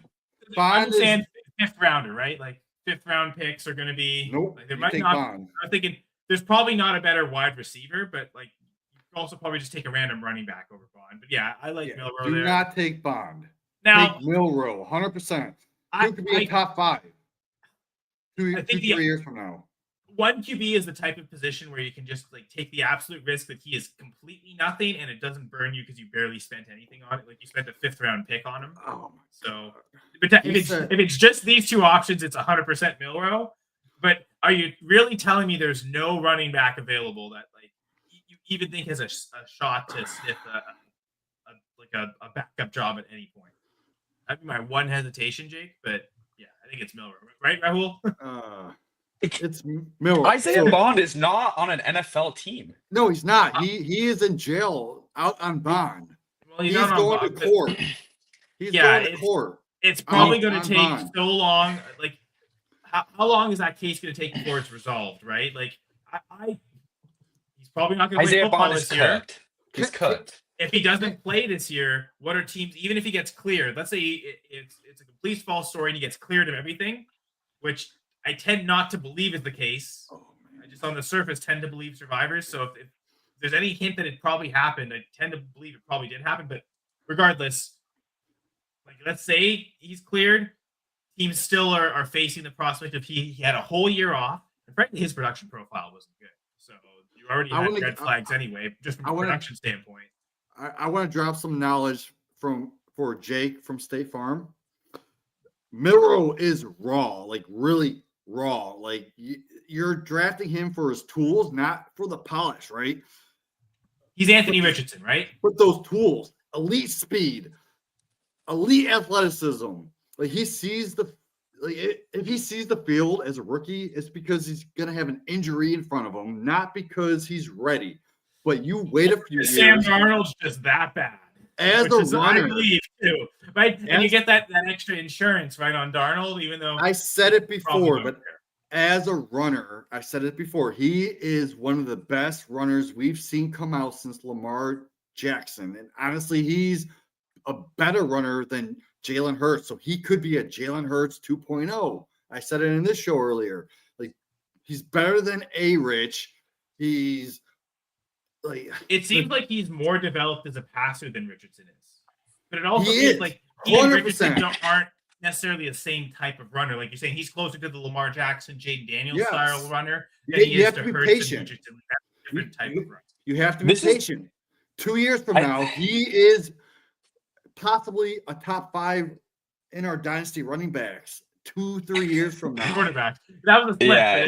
Quarterback. I'm sorry. Running backs, quarterback, whatever. He is a running back. I think this is the perfect team, too. I agree with everything you guys said. I think this is a perfect team as well to take Jalen Milrow because in a single QB league, Goff, Darnold, Penix are unlikely to ever be difference makers. So, Milrow could be a difference maker. I had an argument yesterday.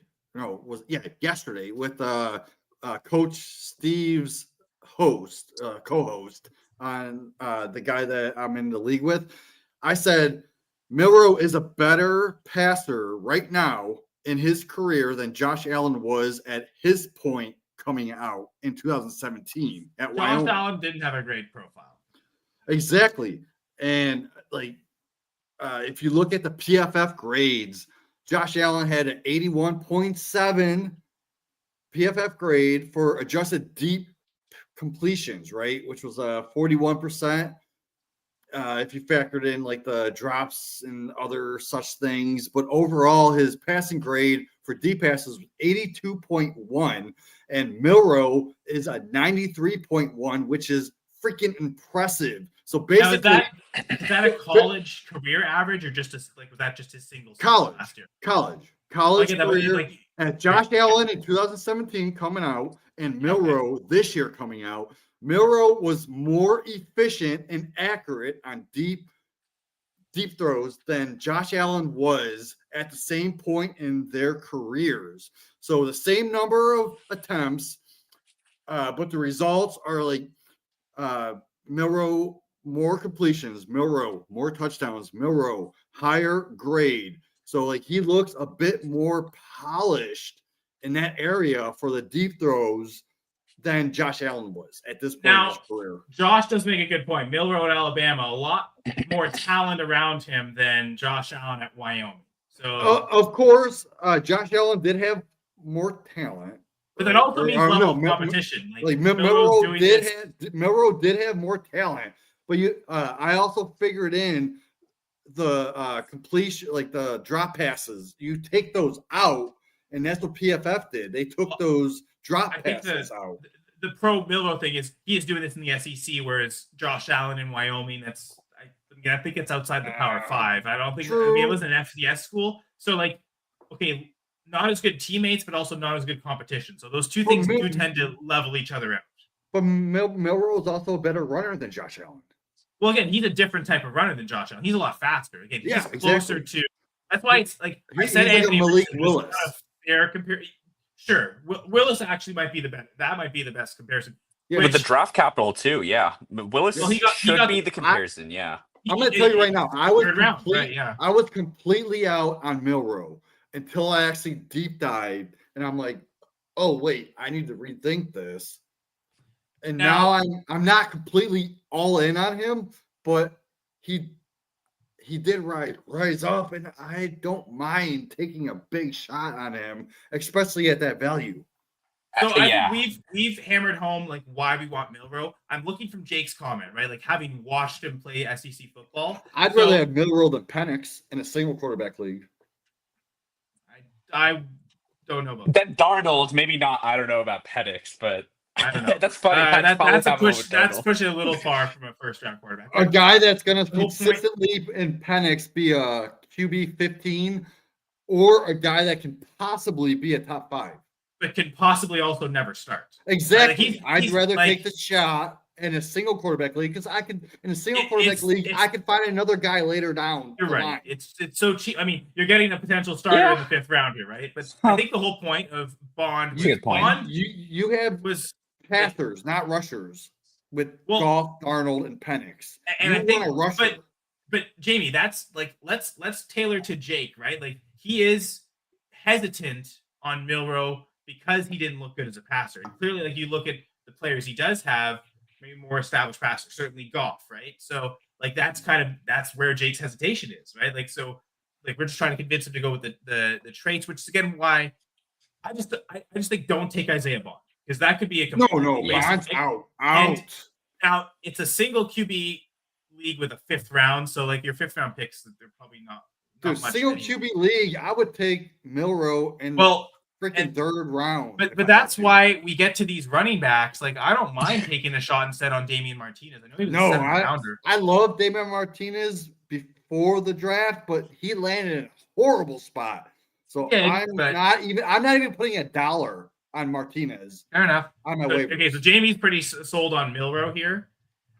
I get from a single QB perspective of why you might want to just hammer running back depth. But I think all of us agree like Isaiah Bond is not the pick. There has to be a better pick than Isaiah Bond.